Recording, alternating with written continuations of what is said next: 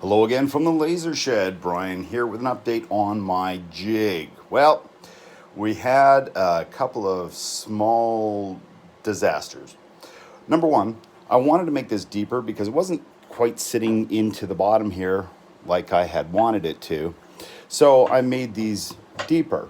Problem is I kept the same size. So when the tool went down and into the hole, it made it too big. So now this is kind of foobar. So what you do when you have a problem on a small scale, you scale it up. So because I'm going to be also making some larger epoxy images, I'm going to use these silicone cups. You can see I got the epoxy in there right now, and it's curing so that they will fit more appropriately on the 4-inch piece.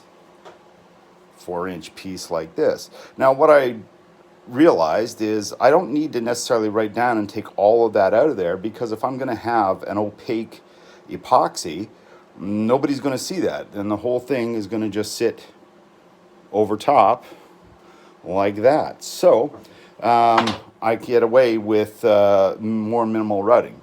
That said, still not going to do the rosettes based on the cost and the effort in order to do that.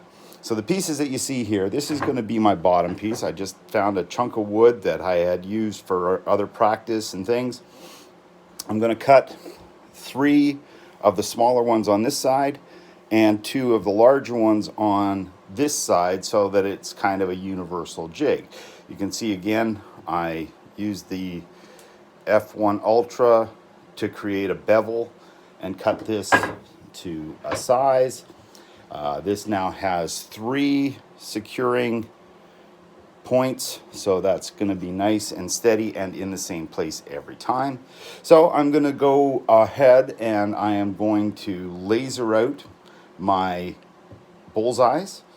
I'm going to then route them without making the same mistakes. And I am going to post again to let you know how I'm making out.